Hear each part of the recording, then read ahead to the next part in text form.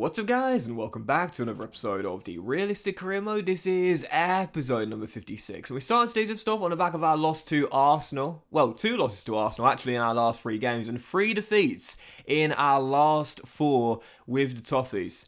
We've been knocked out of the FA Cup, and whilst we have made it through to the Europa League quarter-finals, you see both legs coming today at the start of April here. What was a 13-point gap at the top of the table is now being cut to 7. There's no doubt about it, we are missing Ben Godfrey big time. We were on an amazing run of form, we were 13 points clear at the top, we were still in the FA Cup, there was still a chance of winning a historic treble with the Toffees. And now we've lost 3 of our last 4 games that Ben Godfrey's been missing for. Yeah, I think sometimes you just know like how important a player is to you based on how you perform as soon as you're missing him. But I thought, lads, following game, Wolves away from home at Molineux. We've got to bounce back here. I've talked about it this season, you know, like seriously, if you do lose a game, if you want to win a championship, if you do lose a game, you've got to bounce back in the next one. You cannot afford to go into a poor run of form.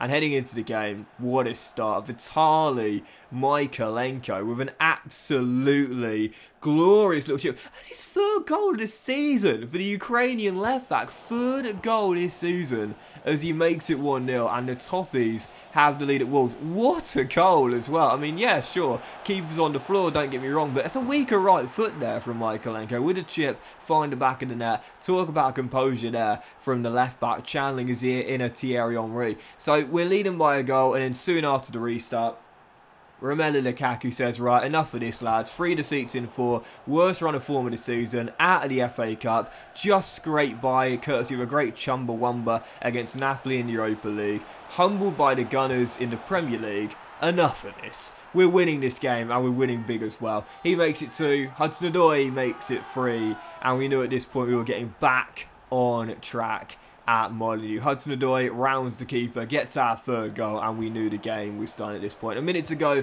looking for our 4th goal here. Lukaku rolls through Hudson-Odoi, looking for his brace, going 1-on-1 here. Dinks it to the back stick, and oh, what a goal that would have been from Amadou Onana there. Great save by Van der Voort, and eventually the referee will blow for full time. Final score at Molineux though, and it's a bounce back from Everton, and Lord knows we needed it as well. Wolves 0, Everton 3, and back on track. Our top of the table lead cut from 13 points to 7. We had to bounce back there. We had to stop the rot after 3 defeats in 4. Let's just say, job done at Molineux.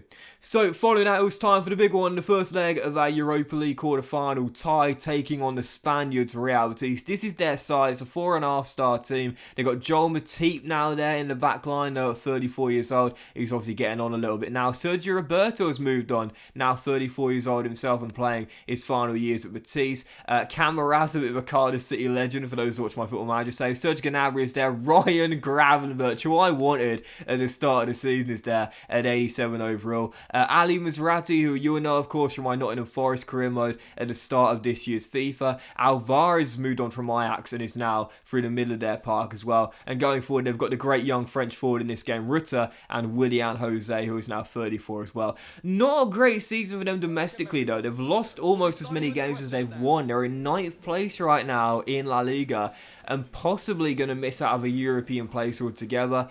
It's still a good team, there's no doubt about that, but I'd have to say, looking at both teams here, we just knocked out Napoli, who I thought we were slight underdogs against after an amazing Chumbawamba comeback. Looking at Real Betis' team here, I'd say we're better. Like personally, maybe I'm being a little bit biased here, but personally I would say, if you put up a full-strength Everton team against a full-strength Betis side, I'd say we're slightly better. So heading into the game, I was feeling quite confident. We're away in Betis, taking them on here. Away in Seville, taking on Betis here. But I genuinely felt confident of winning the first leg. And unlike in the clash in Naples, where of course we were, you know, on the brink of losing heavily. Away in Italy 3-0, apart from scoring those 2 late goals to make it 3-2. Of course, that started the comeback there. Taking on Real Betis away, I genuinely thought we could win this game here in Andalusia. Like, I genuinely thought we could win the first leg and have a totally different feel heading into the second leg compared to what we had in the last round. And in the end, right after the restart, big game Ryan Sessegnon makes it 1-0, gives us the lead, and on stroke of the hour mark here, Lukaku almost made it 2. Great save by Alex Ramiro, kept Betis still in the game, and 9 minutes later, they look for their first for a chance. Gravenberch, who you know I wanted to start the season, plays a brilliant back heel into Rutter. What a big save by Pickford though, smothering his body at the feet of the French forward, making the save and keeping us still leading by a goal. 12 minutes to go after claiming this header. He kicks the ball along to Hudson-Odoi. Pickford, one of the best advantages to Jordan is he's got great distribution, finds Hudson-Odoi, and it's a rarity. It's the first of the season, but it always feels so good when you see it. It's a goalkeeper assist. Pickford launches it long to Callum Hudson-Odoi, outpaces his man Velasco on the right-hand side, goes coast to coast, well, not really coast to coast, but half to half, no, halfway line to goal, and makes it 2-0, and in the 89th minute, well, you know, it's a two-legged affair. So, yes, the game is done, but the tie isn't. So the more goals we get, the more confident we would feel. I was a little bit sweaty. Going through one-on-one, I rolled it across to Steffi, Mavididi, and all three of my star wingers in this game got the goals as you ran out comfortable 3-0 winners in Seville. Final score, Real Betis 0, Everton 3. And I'm not going to say we got 1 foot in the semi-final, but I'll say we got a couple of toes in there. Absolutely no doubt about that. Had Real Betis done what we did to Napoli and scored 2 late goals, then yeah, the tie's still in the balance, don't get me wrong, but leading by 3-0. If we were trailing to Napoli 3-0 heading back to the second leg Goodison, there's no way we would have pulled off that comeback. But it's those 2 goals that in the end started the comeback in the tie. But because Betis got none, and to be fair, I thought they defended quite well in that game there, even without Ben Godfrey. Yeah, I'd say we got a couple of toes in the semi-final after a massive first leg win away in Spain. So for the following game, back home, back to matters in the Premier League, back to Goodison Park, taking on Brendan Rodgers, Leicester here. This was a bit of a tough game here, and a lot tougher than I thought it would be. Heading into the game, Leicester obviously haven't done too well in the sale. I thought it should be a bit of a banker for us here at Goodison as well. It took a long time for me to really get going in this game. A lot of my earlier attempts came from outside the area, but 11 minutes after the restart, it's 20 up for Big Rom as he goes for back-to-back golden boots. Makes it 1-0 and ensures we have the lead, and with a minute to go, Leicester looking for their leveller. Oh, thank God for Jordan Pickford. How many times has he bailed me out? Yep, gave the ball away, trying to play out from the corner. Wilfred and Didi takes aim, but Pickford makes a great save at the near post to ensure we cling on to a 1-goal victory. And at this point right now, 1-0's do me fine. I know we've been the top scorers in the league this year. I know we've got an amazing goal-to-game ratio, but 1-0's all the way. That'll do me absolutely fine because we'll be champions. Pickford ensures we get it. Another clean sheet, 3rd straight. Our best run of form defensively since the Godfrey injury there, and we'll take the 1-0 victory to stay top of the table and clear of the chasing pack. So, 4th and final game, it is Betis. It is the second leg of the Europa League quarter-final. Heading into the game, I was thinking, oh yeah, okay, we've got 2 toes, I'd say 2 or 3 toes in the Europa League semis after the big win there in Andalusia. Heading back to Goodison, I thought, okay, another big game in the Premier League coming on the weekend here. I can rest a lot of my team for this game. I feel confident we're going through. 14 minutes in, Ryan Gravenberch, my big summer target, scores the goal to make it 1-0. Betis get themselves in front. And in the early stages, from 3-0 down, they said, well, if these guys could do it against Napoli, why can't we give them a taste of their own medicine and do it against them in their own backyard?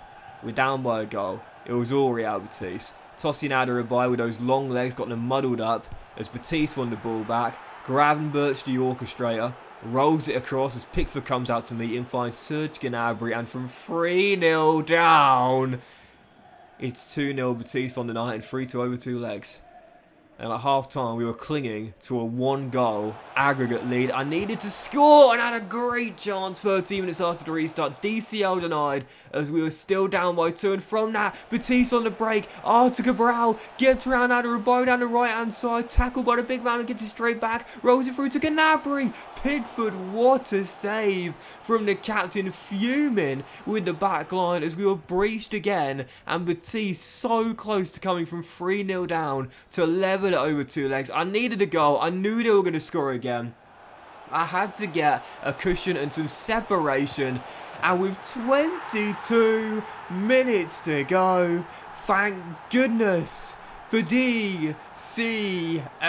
Now a backup striker in this team, but it was the sucker punch, the gut punch that ended Batista's comeback. Fair play to the Spaniards. I thought they were dead and buried, but like the Undertaker, you hear the theme song and they came back. But thankfully, we withstood the late Chumbawamba. Yet final score 2-1. We lose the battle but win the war. Gravenberch in that game was unbelievable, man. He was literally orchestrating everything. We are through to the semi-finals of the Europa League and we hang on. And DCL's goal, that kind of ended it. Do you know what I mean? Like at that point, if I didn't get that goal, I'm confident Batista would have found a leveler and ended up winning in extra time or on pens. But instead, DCL, that goal ended it. We are through to the Europa League semis. We're in the final four of Europe. The Toffees will be taking on... Oh, God, no! It's the one team I didn't want! Of course Porto would be tough over two legs, especially at the Dragao. Of course Jose Mourinho in Europe facing his Roma team would be an incredibly tough tie. But let's be honest here, the one team I was desperate to avoid, we've got them. Barcelona, shabby side over two legs.